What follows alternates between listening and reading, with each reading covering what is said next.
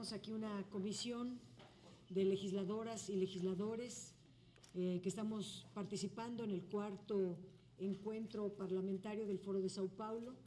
Quisiera, en primer lugar, darles la palabra para que se presenten las y los parlamentarios aquí presentes. Empezamos por Ecuador.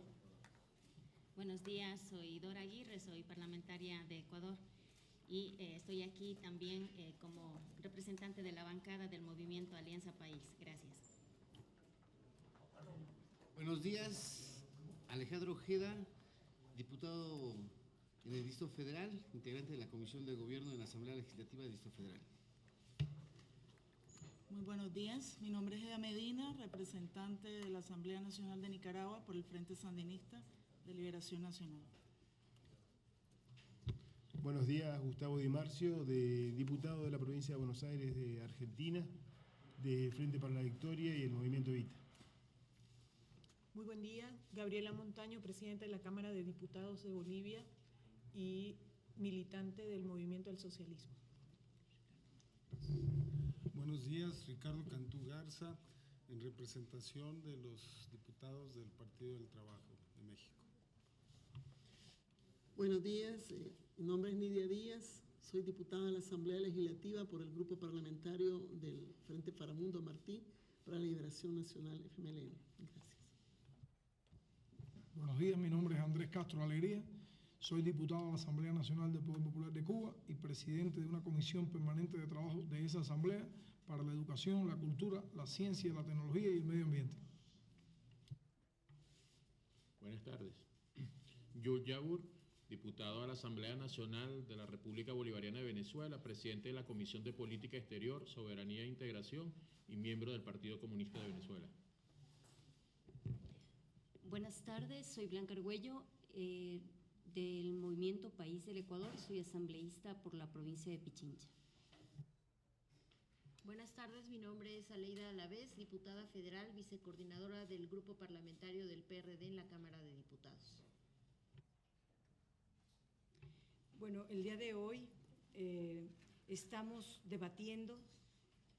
Primero cabe señalar que el Foro de Sao Paulo es un espacio de confluencia, de reflexión sobre los problemas y acontecimientos de los países de América Latina y el Caribe, que las y los parlamentarios estamos debatiendo sobre la importancia que tiene en América Latina el tener 12 países al menos que están gobernados por la izquierda y que se demuestra que hay una alternativa real al neoliberalismo y que solamente buscando estas alternativas novedosas de gobiernos al servicio de los pueblos, en equilibrio con la naturaleza y superando todos los dogmas que ha presentado el neoliberalismo, más allá del neoliberalismo también el modelo imperialista que ha impuesto Estados Unidos en nuestros países.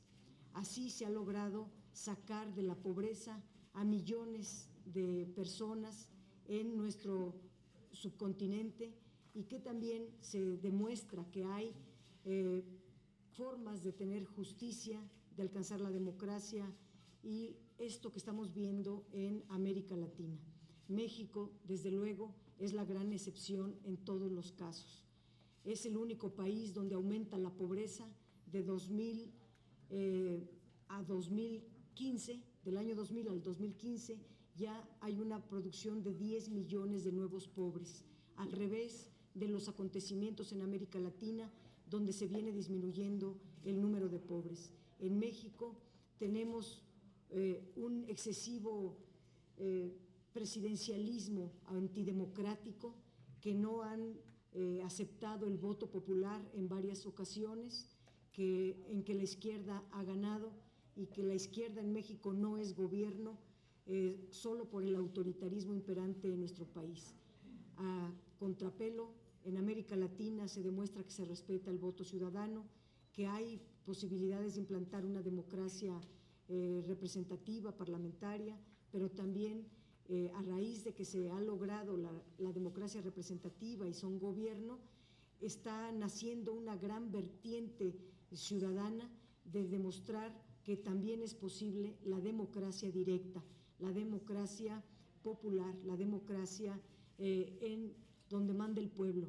Esas son las aspiraciones de la izquierda mexicana, por eso nos enorgullece tener aquí a compañeras y compañeros parlamentarios de toda esta región importantísima, que es la tercera economía mundial, si lo logramos medir por región, y es sumamente importante escuchar estas experiencias para que también la sociedad mexicana tenga una claridad de que los cambios que ha propiciado ella misma en México sí son posibles y que, desde luego, para hacerlo realidad se requiere la unidad de las izquierdas en México.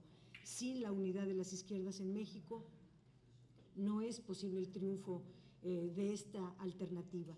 Uno de los grandes intervenciones el día de hoy fue que quisiéramos que todos nuestros parlamentarios y parlamentarias en América Latina y el Caribe puedan ser portavoces, puedan ser embajadores, embajadoras, de buscar la unidad, de venir a México y propiciar la reflexión y se logre la unidad de las izquierdas en México rumbo al 2018. Le doy la palabra a Ricardo Cantú, del Partido del Trabajo. Gracias, senadora.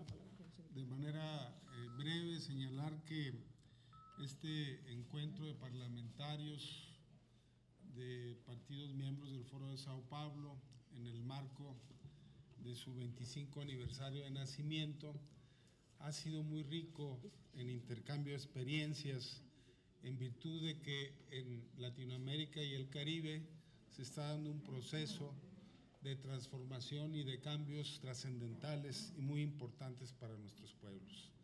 Y esto solamente ha sido posible gracias al trabajo parlamentario y al trabajo legislativo que se ha dado en estos países.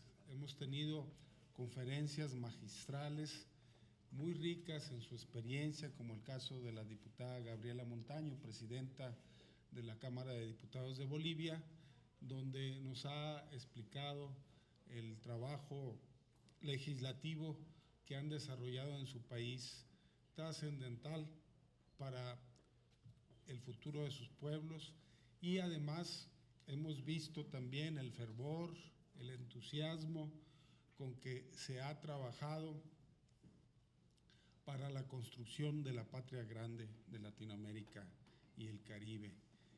Se está elaborando una declaración final con los principales temas que se han estado abordando, que se les entregará posteriormente una vez que concluya los trabajos de este encuentro de parlamentarios. Por nuestra parte sería lo que les expresamos y cedemos la palabra a los demás legisladores, especialmente quienes nos visitan, que es muy importante que nos den su postura respecto a estos trabajos que hemos estado realizando. Muchas gracias. Le damos la palabra a la diputada Gabriela Montaño, de Bolivia. Bueno, en primer lugar, una conclusión inicial es que de este encuentro, y agradezco a nombre de Bolivia y de todos los parlamentarios y parlamentarias que hemos estado aquí, en primer lugar a ustedes, a nuestros parlamentarios mexicanos de la izquierda mexicana, que en primer lugar nos han dado el espacio para este encuentro, pero en segundo lugar nos han recibido muy cálidamente y nos hemos sentido muy bien aquí en México. En segundo lugar, decirles que algunas de las conclusiones iniciales de las que quisiera nombrar tienen que ver con que las izquierdas en Latinoamérica han demostrado que es posible gobernar eficientemente, que es posible sacar a la gente, a nuestros pueblos de la pobreza, no a través de la aplicación de recetas que vienen del imperio norteamericano, sino a través de fórmulas propias que respetan por primera vez en primer lugar, a las grandes mayorías de nuestros pueblos, muchas de las cuales son de composición indígena, campesina, que es posible sacar a nuestros pueblos de la pobreza recuperando nuestros recursos naturales, frenando los procesos de privatización y de entrega de esta nuestra riqueza natural en términos de petróleo, de gas, de minerales, de biodiversidad. Y estos países gobernados por izquierdas y por gobiernos progresistas en Latinoamérica han demostrado que somos capaces de generar una mejor calidad de democracia, que la democracia no se hace solamente en términos de democracia representativa, sino también en términos de democracia participativa, y que es posible desde los partidos de izquierda, junto con organizaciones sociales, estructuras de la sociedad civil, tanto en el ámbito urbano como rural, de todos los sectores populares de nuestros pueblos, gobernar. Solo es posible gobernar para el pueblo si se tiene al pueblo al lado. Y eso implica que tenemos que ser capaces, y por eso nos animamos a convocar desde México a nuestros partidos de izquierda en México, en Colombia y en otros países, a que podamos juntos, unidos, transformar la realidad de aquellos pueblos que todavía nos duelen, porque tienen en sus mecanismos de administración de la cosa pública a partidos de derecha que no solamente no han cambiado la realidad de los pueblos, sino que han profundizado hechos de pobreza y de exclusión. Y nos permitimos desde México también exigir que se deje de hostigar a aquellos gobiernos democráticamente electos, como es el caso de Ecuador, de Venezuela y de otros países que están siendo Argentina a través de fondos buitres, y otros países que están siendo permanentemente acosados por los intereses de las grandes transnacionales y los grandes intereses políticos y económicos que les decimos desde aquí, desde México, no vamos a retroceder ni un milímetro en la conquista y en la construcción de la emancipación definitiva de nuestros pueblos. Cuba, y luego preguntas. Bueno, Cuba agradece profundamente la oportunidad de haber estado en este cuarto encuentro interparlamentario en un año especial. Este año Cuba y México celebrarán de alguna manera el 50 aniversario de que los jóvenes del centenario estuvieron en México y encontraron cobijo y encontraron albergue en México para preparar la etapa final de la Revolución Cubana, y eso el pueblo cubano y todo el país lo va a agradecer eternamente a México. Cuba reiteró en la mañana de hoy su posición y su compromiso con lo expresado acá de que solo la unidad será la que hará posible que nuestra América Latina pueda seguir consolidando los resultados que estos proyectos sociales liderados por la izquierda han construido y han consolidado. Y Cuba ofrece a toda América Latina nuestra solidaridad y nuestra hermandad en lo que podamos contribuir al desarrollo de programas que eleven el buen vivir, como decía la diputada Gabriela, de nuestros pueblos en el mejor sentido de la palabra, el buen vivir encaminado al desarrollo, el buen vivir encaminado a la justicia, a la equidad y a la paz. Gracias. Nidia Díaz, de El Salvador. Muy buenas tardes. Sí quería hacer dos comentarios. De los trabajos de hoy en la mañana se puede concluir que además de luchar por la justicia, por la autodeterminación de los pueblos, por la profundización de la democracia participativa, protagónica en cada uno de nuestros países a través del trabajo parlamentario y de nuestros partidos de izquierda, también es importante señalar que hemos visto la coincidencia en la metodología, en la forma de rendir cuentas al pueblo y también de organizar y acompañar en las causas justas a la población. Eso es una característica que nos identifica a todos los parlamentarios del Foro de Sao Paulo, Y también, por supuesto, la lucha contra la corrupción, contra la impunidad, contra la desaparición forzosa.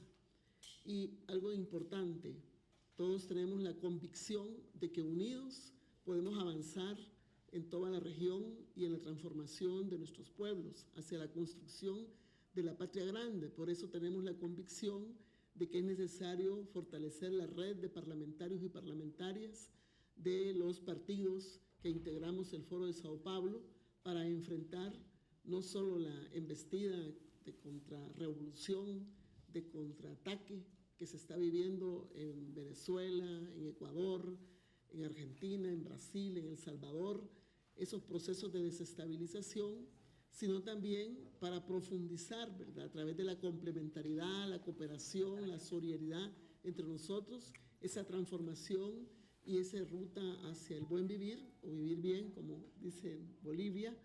En ese sentido, este intercambio nos fortalece, nos potencia para poder enfrentar los retos y desafíos del momento.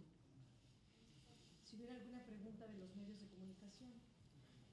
Buenas tardes. Iniciamos nuestra sesión de preguntas y respuestas. En primer lugar, nuestra compañera Andrea Becerril, del periódico La Jornada. Sí. Buenas tardes. Tengo una pregunta para los legisladores mexicanos. Quisiera que me respondieran qué tan viable es en la actual coyuntura y dada la historia que tenemos, que la izquierda mexicana realmente pudiera unificarse y trabajar de manera unida, coherente. Eso. Y otra pregunta para todos los demás, a lo mejor en especial para la representante de Bolivia. Quiero saber si este asunto de Ayotzinapa que usted mencionó podría quedar como uno de los resolutivos del encuentro. Sí, que si el asunto Ayotzinapa, la muerte, la desaparición, el asesinato de los 43 estudiantes de la Normal Rural de Ayotzinapa podría quedar como parte de los resolutivos de este encuentro. Muy bien, para la primera pregunta quisiera yo hacer mención a los antecedentes inmediatos que ha tenido la izquierda mexicana en las últimas elecciones presidenciales, donde hemos logrado un buen nivel de unidad entre los diferentes partidos de izquierda y progresistas en México. Y aspiramos a que estas experiencias que hemos tenido, en donde se nos ha cometido fraude electoral por parte de la derecha, puedan seguir teniendo permanencia. Buena parte de los discursos que se han dado por los partidos hermanos que nos visitan y por integrantes del Partido del Trabajo y del PRD, dentro de los diferentes talleres, seminarios, y en este encuentro legislativo es hacer llamados a la unidad de las fuerzas progresistas y de izquierda. Y en el marco del Foro de Sao Paulo hay legisladores y partidos que están dispuestos a coadyuvar para que esta unidad se dé, porque estamos convencidos de que es la única manera de que la izquierda en México siga siendo una alternativa viable de poder y que podamos remontar cualquier tipo de fraude electoral del cual hemos sido víctimas en el pasado. Sabemos ciertos que en las elecciones intermedias de legisladores no hemos logrado la unidad que hemos logrado en las elecciones presidenciales. Entonces tenemos como meta, desde nuestro punto de vista, que en la próxima elección presidencial de 2018 podamos construir la unidad que se necesita para que México pueda acompañar las transformaciones que se están dando en Latinoamérica y el Caribe. Sabemos que hay contradicciones que se han presentado entre la izquierda, pero tenemos fe de que los antecedentes inmediatos nos permitan seguir continuando y construyendo esa unidad tan necesaria para México y para toda Latinoamérica y el Caribe. Gracias. Bueno, el tema de Ayotzinapa fue tocado esta mañana ya y lo que quisiéramos es que todos los ciudadanos de México y de Latinoamérica sepan que los parlamentarios y parlamentarias de izquierda que nos encontramos hoy en este espacio, no solamente que no olvidamos, no solamente que nos duele un hecho como el de Ayotzinapa, sino que vamos a hacer todos los esfuerzos, las veces que sea necesario, para que estos hechos no queden en impunidad, como lo haremos en cualquier caso en el que los sectores populares sean afectados, atacados de la manera en que sucedió aquí en México. ¿Alguien más? Nuestro compañero Félix Muñiz de Radio 13 Noticias. Sí, ¿qué tal? Muy buenas tardes. Primero, una pregunta en general sobre la izquierda. Si no ve la izquierda que hay nubarrones y que esté en crisis este sistema de pensamiento, porque evidentemente los jóvenes no creen ya en las izquierdas, o la mayoría. Dice el diputado que el PT le robaron la elección, pero pues eso está por decidirse ahí en el tribunal, y si es que creyeran, yo creo que los jóvenes se hubieran sumado más al PT y hubieran conservado su registro. Pero bueno, esa sería una pregunta en general sobre la izquierda. La otra se la tendría que hacer a la gente de Venezuela, pero no sé si esté, para preguntarle si exactamente el gobierno venezolano está en crisis o es un fracaso, porque lo que tenemos de informaciones parece ser que le está yendo muy mal. Y al representante cubano, preguntarle si ahora con la nueva relación México-Cuba, Estados Unidos-Cuba, no entrará también su sistema de izquierda en una crisis. Bueno, en relación a la juventud, que también es otro eje que hemos abordado aquí, las izquierdas siempre estamos en preparación de la renovación generacional que solamente se puede hacer a través de la juventud, y la juventud por sí sola, por su naturaleza, en su gran mayoría es una juventud transformadora. Difícilmente está de acuerdo con el statu quo, siempre busca alternativas. Lo importante es que los partidos existentes tengamos la visión, abramos las puertas, tengamos una política hacia las juventudes y puedan estas incorporarse a los niveles de dirección y tengan participación en los parlamentos, en los gobiernos de las izquierdas, porque ellos son los que pueden dar un cambio, una transformación importante. Es un eje fundamental de nuestro trabajo partidario. Por otro lado, yo simplemente por el segundo comentario que se hace en relación a Venezuela, diría que no solamente Venezuela, Ecuador, Argentina, Brasil, Bolivia en su momento, viven este hostigamiento de las derechas que quieren hacer fracasar una experiencia importantísima en la historia de demostrar que la izquierda puede ser gobierno, pero además ser un gobierno al servicio de la sociedad, de los pueblos, y demostrar que se puede crecer, salir de la pobreza y lograr el buen vivir. Esto es lo que quieren detener y parar, y se financian movimientos de derecha en estos países para desestabilizar a los gobiernos de izquierda o los gobiernos democráticos. Es parte de las reflexiones que estamos haciendo, y desde luego formar esta red de parlamentarios en apoyo a los gobiernos de izquierda en los 12 países de América Latina que afortunadamente gobiernan estas regiones. Está Cuba, que puede contestar por sí sola. Ay, perdón, disculpa. No, está el presidente de Venezuela primero y luego Cuba. En ese orden fueron. Bueno, hacer patente en el caso de restablecimiento de las relaciones diplomáticas entre el gobierno de Cuba y el gobierno de los Estados Unidos, que es un proceso, es una etapa de un proceso, y que es un proceso que se inicia a partir del reconocimiento del gobierno de los Estados Unidos que sus métodos aplicados durante más de 50 años contra el pueblo de la Revolución Cubana habían sido un fracaso. Por lo tanto, se parte del reconocimiento de la resistencia, de la capacidad de lucha y de la capacidad de desarrollo que en esas condiciones ha demostrado el pueblo y el gobierno de Cuba. Y también se parte del hecho de que los que nos han acompañado durante esos más de 50 años en la lucha son unos triunfadores junto a nosotros en ese reconocimiento que realiza el gobierno de los Estados Unidos del fracaso de su política. Evidentemente, desde desde los primeros inicios de esta etapa de restablecimiento de las relaciones diplomáticas, fue claro y preciso de que los objetivos imperiales seguían siendo los mismos. Lo único que se iba a cambiar la táctica. Y ante esa nueva táctica, nuestro pueblo, nuestro país y los cubanos trazaremos una nueva estrategia y evidentemente crearemos las condiciones para que nuestra juventud, nuestro pueblo entienda bien que el objetivo final de estos pasados 50 años sigue siendo el mismo. Las acciones de subversión político-ideológica, de utilización de las redes sociales, como recordaba en la mañana de hoy en un mensaje el expresidente Mujica, están patentes y se continuarán usando. Pero nosotros apostamos porque tenemos una preparación, porque tenemos una historia de resistencia de la cual seremos fieles continuadores. Y también ratificamos la posición de nuestro gobierno de que en posiciones de igualdad, respeto mutuo y entendimiento tratarán Cuba y Estados Unidos de llevar a cabo una necesaria relación para América Latina en términos de respeto e igualdad.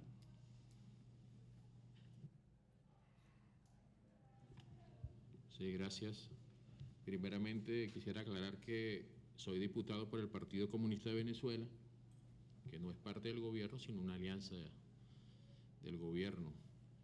Y efectivamente, como lo dijera nuestra senadora Dolores, que agradecemos toda la hospitalidad y recibimiento que nos ha dado, hoy hay una arremetida contra los gobiernos progresistas en América Latina. Y esa arremetida tiene que ver con el avance, con el adelanto que se ha venido dando a nivel continental, que indudablemente representa un obstáculo a los planes hegemónicos del imperialismo norteamericano. Hay todo un andamiaje que se ha construido y que indudablemente ha ayudado a estrechar las relaciones de cooperación, de solidaridad entre nuestros pueblos. Y Venezuela, al igual que otros gobiernos aliados, hermanos, han jugado un papel fundamental en la construcción de ese andamiaje. Recientemente se han celebrado unas elecciones primarias en Venezuela, donde los partidos de oposición, a través del Consejo Nacional Electoral, que es el ente electoral nuestro, hicieron el llamado a las primarias y tuvieron una movilización de 550.000 electores aproximadamente, tal como ellos mismos declararon. El partido del gobierno, que es el PCV, no es mi partido, repito, para que se tenga claro, movilizó cerca de 3.300.000 electores a esas primarias. Entonces, esa es la crisis de la que se habla. Hay toda una ofensiva multifacética contra Venezuela que se desarrolla en lo político, que se desarrolla en lo mediático, que se desarrolla en lo cultural, que se desarrolla en lo económico, y que grandes medios de comunicación a través del sistema imperialista, indudablemente que elaboran las noticias. Nosotros hemos denunciado que en un solo día, en el mes de marzo, en 82 diarios a nivel internacional, salieron en primera página títulos atacando al gobierno venezolano y atacando al pueblo venezolano. En Venezuela se han celebrado 20 elecciones. Con estas elecciones son 20 elecciones, más de lo que se han celebrado en toda la historia contemporánea de nuestro país. Y durante este año se han constituido cerca de 30 consejos populares de gobierno de los distintos sectores del país, consejos populares de gobierno de estudiantes, de jóvenes, de trabajadores y trabajadoras, de mujeres. O sea, entonces ahí se evidencia realmente cuál es la capacidad que tiene hoy el movimiento popular revolucionario. No es solo el gobierno, es todo un movimiento popular que hoy se conforma en el gran polo patriótico Simón Bolívar, y que frente a esta situación, por ejemplo, vemos cómo todas esas fuerzas democráticas, antiimperialistas y patrióticas están articuladas y están aunadas en este nuevo reto que nos toca asumir el 6 de diciembre para lograr una nueva victoria, una victoria más de esas fuerzas patrióticas. Esa es la realidad de Venezuela, y nosotros invitamos indudablemente a nuestros hermanos latinoamericanos y caribeños que no solamente se dejen guiar por esa maquinaria de propaganda y de publicidad que hoy impulsa el imperialismo, y específicamente el imperialismo norteamericano, para tergiversar la realidad de lo que ocurre en Venezuela, para tratar de indagarle a Venezuela que la democracia es vulnerable, de que no se respetan los derechos humanos, cuando por primera vez todos los tratados y convenios en materia de derechos humanos en Venezuela tienen rango constitucional. Esa es la realidad de Venezuela. Gracias. Le pediría a Eduardo Martínez de Telesur su pregunta, por favor. Buen día.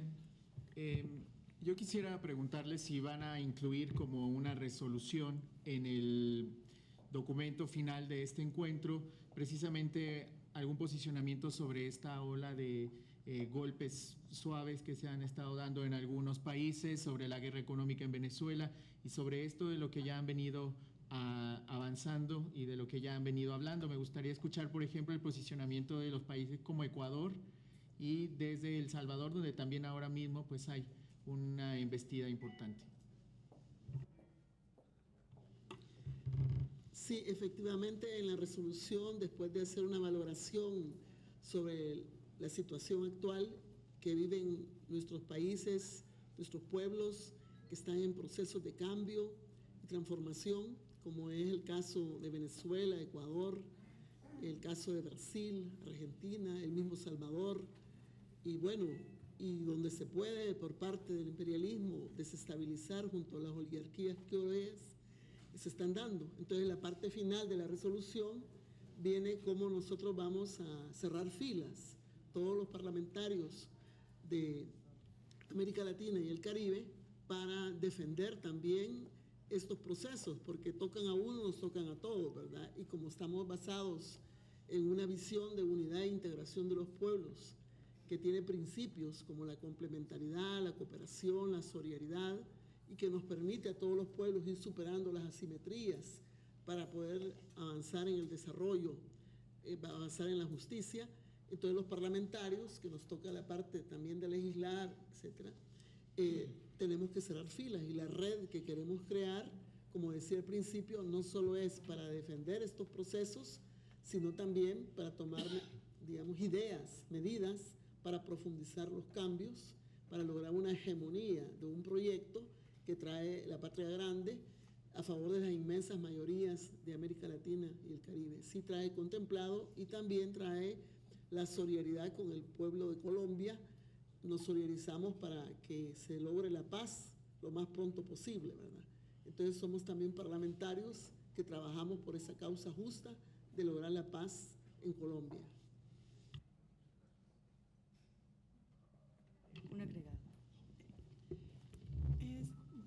No me voy a referir a la última pregunta, sino a las anteriores, en relación a la juventud. Este Foro de Sao Paulo tiene un espacio específico para el intercambio de jóvenes, de políticos, militantes de la izquierda en las juventudes de la izquierda. Hay un espacio, y la diferencia entre esta izquierda y la derecha es que nosotros no vemos a las juventudes como inmensos números que van a engrosar ese mercado de consumo que requiere el capitalismo para seguirse engordando. Nosotros vemos a los jóvenes como el capital humano fundamental que va a permitir con su creatividad impulsar a que estos propios gobiernos de izquierda tengan salidas novedosas a las dificultades que se nos presentan permanentemente. Para nosotros, la juventud, por lo tanto, no son números, son creatividad, son capacidad de transformación. Y eso es lo que creemos que hace que hoy, en nuestros países, en 12 países del continente, haya una mayoría de jóvenes que están apostando a la transformación de sus pueblos y a la transformación de sus realidades. No hay una minoría, hay una mayoría de jóvenes que están luchando junto con nosotros, al lado nuestro, y que son parte además de los aparatos de administración del Estado. Estas izquierdas ya no confían solamente en sus experimentados políticos, confiamos en jóvenes que están yendo a desarrollar herramientas de la administración pública. Finalmente, señalar, ¿ya terminamos? No, faltan dos preguntas. A continuación le pediríamos a Adolfo Sánchez de Notimex su pregunta, si es tan amable. Es una pregunta general, a ver quién me la quiere contestar. ¿Cómo confiar en unos partidos de izquierda que continuamente se golpean entre ellos, se dividen, se fracturan? Tenemos el caso de México, tenemos aquí a Andrés Manuel López Obrador de Morena, que golpea sistemáticamente al PRD, que lo califica como un partido de corruptos, que con ellos ni a la esquina van. ¿Cómo lograr esa unidad izquierda cuando entre ellos mismos se golpean? luchan por las cotas de poder. Lo vemos igual en el PRD internamente, la lucha continua de las llamadas tribus que se pelean por la dirigencia. ¿Qué hacer con esas izquierdas que buscan el poder por el poder y no la transformación de la sociedad o las mejores condiciones económicas de la población? Tenemos el caso de Venezuela, que es un gobierno militar y que continuamente está golpeando a la oposición. Tenemos a un candidato que estuvo varios años o tiene varios tiempos en la cárcel. Esa es una pregunta. La segunda sería, el presidente Peña Nieto, en su discurso del sábado, señaló que está surgiendo un nuevo populismo de izquierda a nivel mundial y que representa un grave retroceso y que pone en riesgo los avances que se han dado con los gobiernos democráticos. Quisiera conocer cuál es su opinión sobre este pronunciamiento que hizo el presidente Peña Nieto el sábado. Bueno, en relación a la izquierda mexicana, primero señalar que nosotros vamos a propiciar la unidad en todo momento y que en el caso del partido Morena ya pasó su primera elección, donde la ley lamentablemente le prohíbe ir en coalición con algún otro partido. Ya pasó la primera, ya logró su registro. A partir de la segunda tiene posibilidades de unidad con otras izquierdas. Nosotros vamos a crear las condiciones para que el partido Morena pueda unirse a las izquierdas. Está también el Movimiento Ciudadano, cuyos dirigentes principales han mencionado que quieren ir solos. Vamos a seguirles insistiendo que solos no ganamos, que la historia nos ha dado la respuesta en todo momento. Cuando la izquierda se une, gana; cuando la izquierda se divide, pierde. Y que en el caso del PT y el PRD debemos seguir siendo pues los convocantes a la unidad. Estos dos partidos hemos siempre dicho que es necesaria la unidad, la coalición de las fuerzas democráticas, progresistas y de izquierda en nuestro país para poder avanzar. Por otro lado, las declaraciones de Enrique Peña Nieto forman parte del mismo discurso que las derechas han tenido históricamente, de insistir una y otra vez lo que la realidad niega, de que los gobiernos de izquierda somos populistas. No, los gobiernos de izquierda pensamos en el pueblo. Tenemos como eje principal de nuestra política pública, de nuestras leyes, de nuestro pensamiento, al ser humano y a la naturaleza. Eso que ellos ven como números, ellos no ven a los seres humanos más que a la hora de votar. Y nosotros no los vemos así, nosotros los vemos todo el tiempo, a todas horas, y pensamos que ser servidor público, como lo debiera ser Peña Nieto, significa estar al servicio del pueblo, ser el primer servidor del pueblo. No lo ven ellos así y nos llaman populistas. Si así nos definen ellos, no importa. Lo importante es que el eje central de nuestra actividad es la gran transformación. Estamos propugnando en México por la gran transformación de nuestro país. No son cambios cosméticos, no son cambios superficiales lo que buscamos. Lo que queremos es una transformación de fondo donde se acabe con el modelo neoliberal y empiece un modelo social, un modelo democrático, un modelo donde el ser humano y la naturaleza sean lo principal para la política pública y el presupuesto. No sé si alguien más quiera, Ricardo. De manera muy breve, a reserva de la declaración del legislador de Venezuela, yo he sido presidente del Grupo de Amistad de Diputados de México con Venezuela y me ha permitido tener información más directa de la que nos llega deformada de las agencias noticiosas, que en la pregunta se dice que hay un gobierno militar en Venezuela. Es totalmente falso. Tenemos un presidente obrero, como fue el caso del PT de Brasil, con Lula da Silva, y tiene una constitución política mucho más democrática que la mexicana. Ahí existe la revocación de mandato, que se ha llevado a cabo, ya se ha implementado. En México, aunque la mayoría de los mexicanos ya no quieran a Peña Nieto, no tenemos mecanismos legales para deponerlo. a situación diferente el caso de Venezuela, donde su constitución les permite deponer a aquellos gobernantes que una vez en el gobierno no responden a los intereses de su pueblo.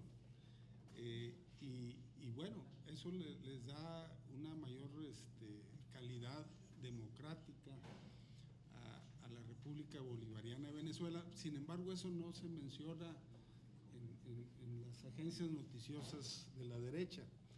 Y bueno, nosotros hemos visto de qué manera en Venezuela, por ejemplo, los reductos pequeños de la derecha se han concentrado en las universidades privadas porque la revolución bolivariana le ha dado recursos y apoyo a las universidades públicas, a diferencia de lo que ha sucedido en México, que parte de la estrategia privatizadora de la educación es ya no apoyar las universidades públicas para que florezca el negocio de las universidades privadas.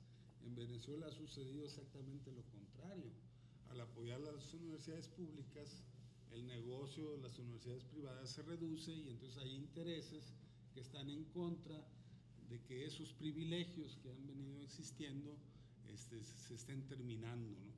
Y así como ese hay muchos otros ejemplos de qué manera en Venezuela han avanzado en su proceso democrático y revolucionario, que yo quise señalar, a reserva de que lo hagan de manera más propia los compañeros de allá, porque sí hemos estado cercanos a ese proceso y nos hemos dado cuenta de qué manera nos llega la información deformada a México.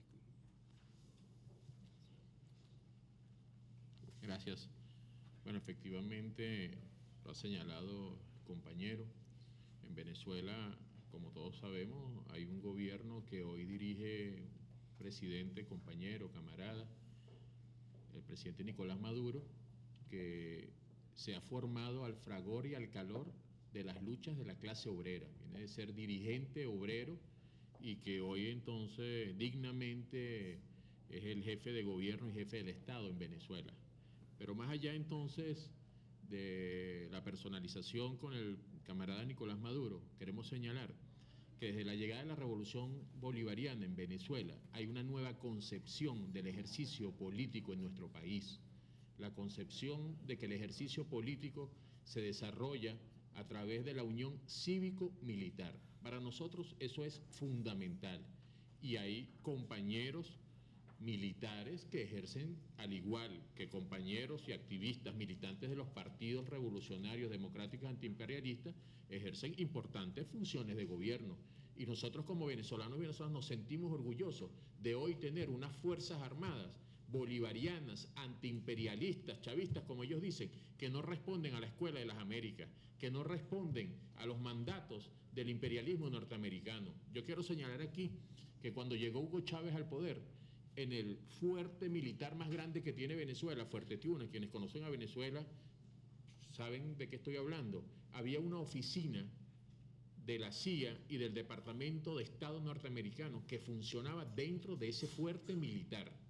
Y fue Hugo Chávez quien retiró esas oficinas y quien mandó a sacar del país esas oficinas militares que durante décadas dirigían a importantes sectores militares en nuestro país.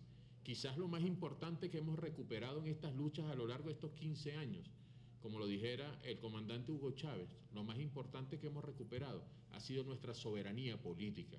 Y esa soberanía política con inmensas dificultades, con inmensas complejidades que hoy tenemos, pero somos en Venezuela, los venezolanos y venezolanas, quienes deciden cuál es nuestro norte, cuál es nuestro objetivo y cómo avanzamos.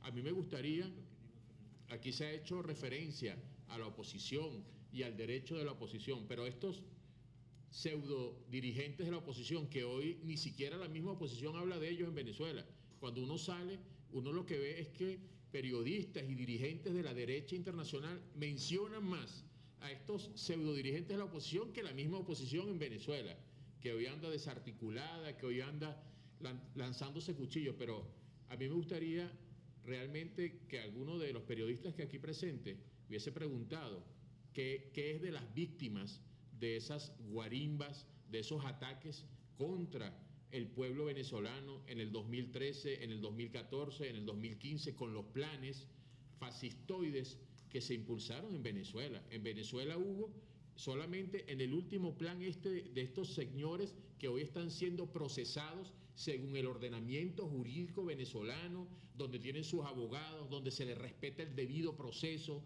donde se les garantiza todos sus derechos constitucionales. Ellos están siendo procesados por acciones que son tipificadas como delitos en el ordenamiento jurídico venezolano. Y en Venezuela hay un Estado con instituciones donde hay un poder ejecutivo, un poder legislativo, un poder judicial, un poder moral, un poder electoral, autónomos, independientes, soberanos, que tienen que cumplir con sus funciones, que tienen que indudablemente que implementar y que aplicar la ley. Entonces, creo que es importante que seamos más objetivos en la función del periodismo, porque nosotros somos en realidad al final los que transmitimos, ¿no?, la noticia. Gracias. Nuestra última pregunta, Alexandra, de Canal 11, por favor, sea amable. Gracias, buenas tardes. Bueno, yo no puedo dejar de solicitarles que me puedan hacer un breve corte de hacia dónde apunta la declaración final de este encuentro parlamentario, los puntos principales de esta declaración, y pedirle al diputado Andrés Castro, pues es que yo no hablo cubano, entonces no me quedó muy claro y me gustaría saber qué piensan acerca del restablecimiento de los lazos diplomáticos con Estados Unidos y qué está esperando de la nueva era de relaciones, y pues asimismo si reconoce la labor de México a través de la historia para relanzar estos lazos entre Cuba y en Estados Unidos. Y para la diputada de El Salvador, preguntarle cómo van las negociaciones con el plan de prosperidad de la región. El primer punto, la diputada Gabriela Montaño. ¿O tú?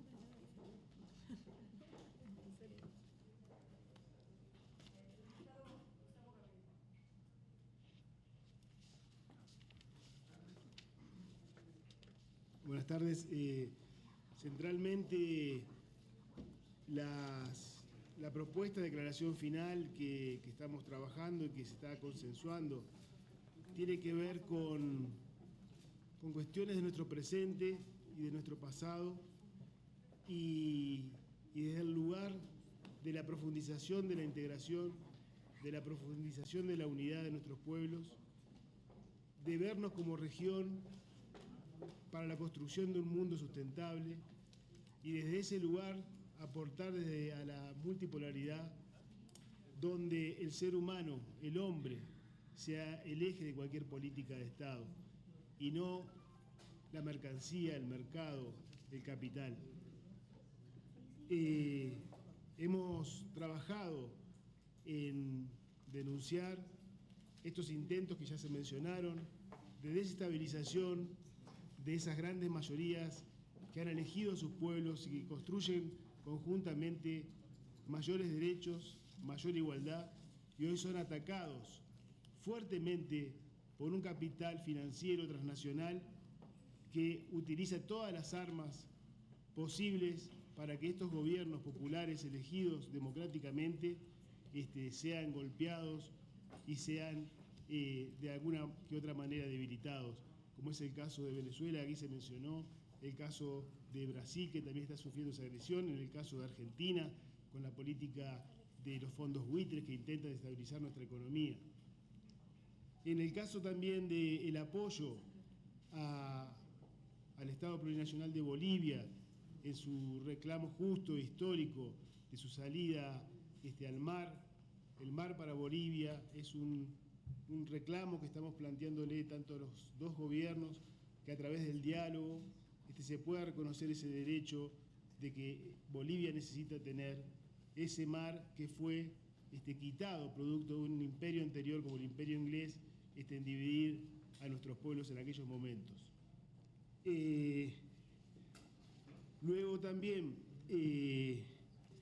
plantearnos la profundización y la construcción del foro de parlamentarios de Latinoamérica y del Caribe, que pueda tener una dinámica de trabajo en el marco del Foro de Sao Paulo, donde podamos contribuir, consensuar y aportar desde lo legislativo políticas centrales que hacen a las necesidades de nuestros pueblos y que debemos consolidarlas, institucionalizarlas desde lo legislativo, como son también el problema del trabajo con derechos, el problema de la tierra para nuestros pueblos y el problema de la vivienda y el hábitat para nuestros pueblos. Luego también hemos trabajado en función de que desaparezcan todas las situaciones del neocolonialismo que aún permanecen en el sentido de fortalecer el reclamo por la independencia de Puerto Rico y la reivindicación nuestra de Argentina sobre Malvinas como nuestro territorio y que Inglaterra deje de estar allí explotando esa tierra que nos pertenece. Y a la vez un mensaje a los pueblos que hoy pelean por su dignidad en Europa en función de este avallazamiento y este saqueo que se le está produciendo a muchos pueblos europeos desde la soberanía que ellos están reclamando para volver a estar en manos de esos pueblos la soberanía política y la independencia económica. Creo que más o menos estas, no sé si algún tema por ahí quizás me esté quedando pendiente. Solamente complementar el hecho de que reconocemos, como lo ha dicho nuestro compañero cubano, nos alegramos de que se estén generando mecanismos para el restablecimiento de relaciones entre Estados Unidos y Cuba, pero jamás vamos a dejar de señalar que el bloqueo a Cuba debe acabarse. No es suficiente con el restablecimiento de relaciones entre Estados Unidos y Cuba, y vamos a seguir como parlamentarios de izquierda llamando en todos los espacios que tengamos posibilidad a el fin del bloqueo en Cuba, pero además al retorno de un territorio que le pertenece al pueblo cubano como es Guantánamo.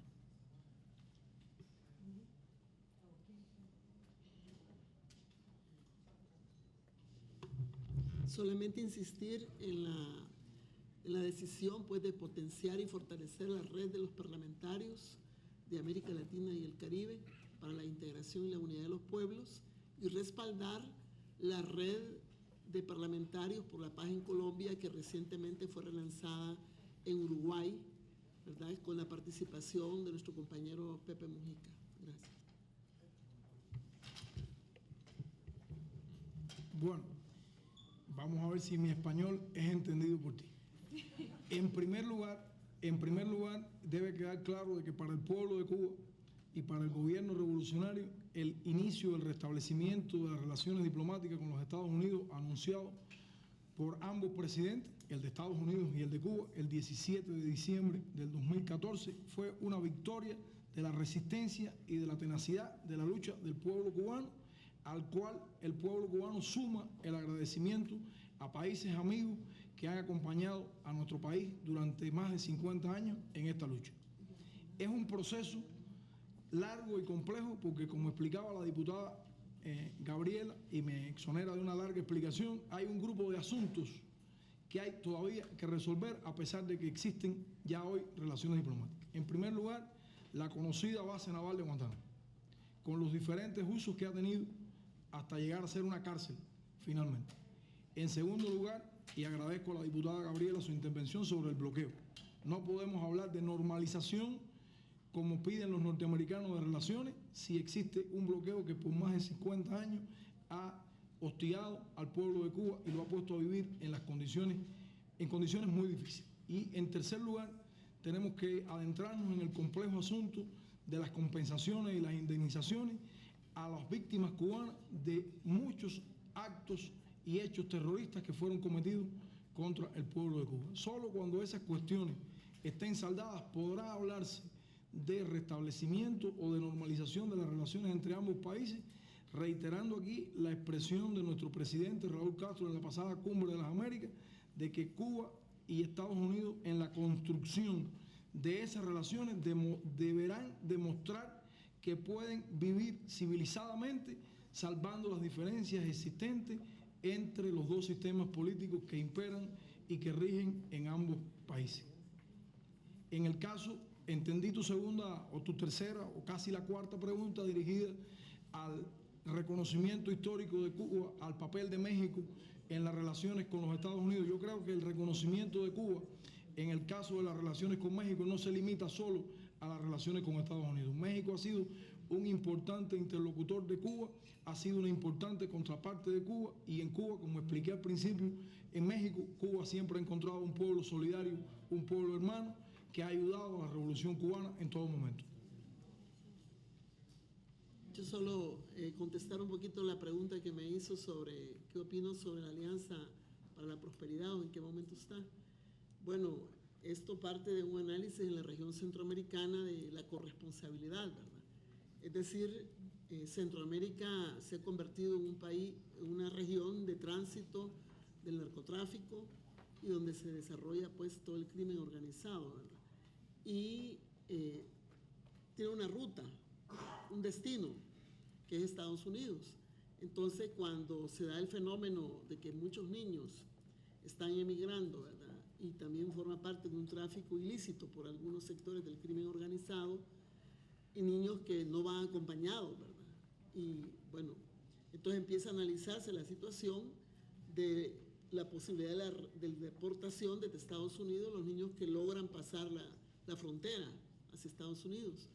Entonces comenzó todos esos diálogos en que por lo menos El Salvador no aceptaba, ¿verdad?, que la gente estuviera retornando, los niños, porque había una responsabilidad, sobre todo que tenemos cerca de 2,5 millones de salvadoreños trabajando allá en Estados Unidos, y que un factor era la reunificación familiar por la que se iban los niños.